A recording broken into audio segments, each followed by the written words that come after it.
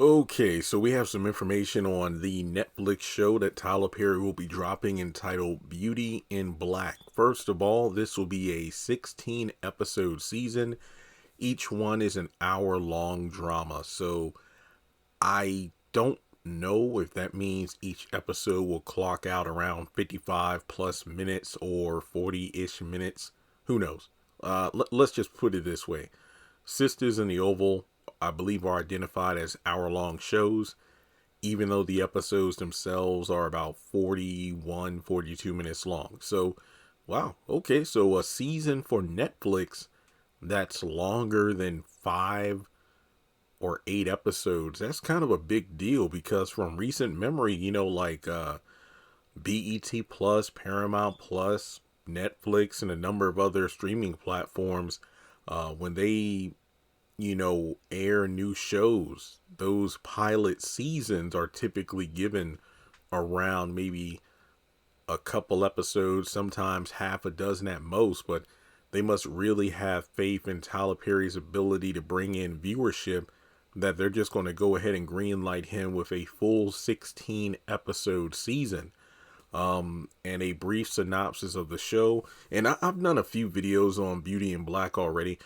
It follows two women leading very different lives. While Kimmy is struggling to make a living after her mom kicked her out, Mallory is running a successful business. They find themselves entangled in each other's lives. And there's also a list up about, let me see here, about 18 different actors here. Some of them are familiar. I recognize a few of them from like Ruthless and Bruh. Terrell Carter, I believe, was in some of the early Tyler Perry plays. We got, oh man, we got Lucian from If Loving You Is Wrong. He's going to be playing Jules. Debbie Morgan playing Olivia. I believe she was in the show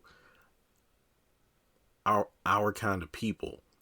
Richard Lawson, what show was he in on the OWN network? I don't know if it was not David Makes Man. What was that other show people wanted me to review? I know Bianca Lawson was in it. Queen Sugar? No, I don't think he was in that. I think he's on a BET Plus show. Yeah. Yeah. So I'll leave a picture on the screen. You can look at these individuals. Oh yeah, I'll also leave a link to the Deadline article that will go into detail about the different actors and their resumes and whatnot. But yeah, several of them I recall seeing them in various other Tyler Perry shows on BET Plus. But like I said, I'm iffy on if I'm going to review it. I know, let me put it this way. From a content creator perspective, it would make sense to review it because it's a Netflix show, and unlike a BET Plus show, way more people have Netflix than BET Plus. So theoretically, I would be getting a lot of views. But remember, if you've watched my or I guess you could say earlier Beauty in Black videos, I did breakdowns on the characters and whatnot. It's really giving off all the Queens of Men and P-Valley vibes, which are shows I honestly don't really care for. So I don't know. I mean, because one of these girls is a stripper. The other one, I believe, works in like hair care products and whatnot. So I don't know if this is a show for me. I mean, I'll watch the trailer when it eventually drops and maybe make a decision from there. I can't recall if they filmed this yet. I don't think so, because if they're just announcing the cast, that means that they just selected them, so they're going to start filming. Like I said, I did the videos. They should have the dates in there. Check them out. But yeah, that's really all I have for this. Like I said, I'm enjoying my little downtime, if you will. It's been pretty good.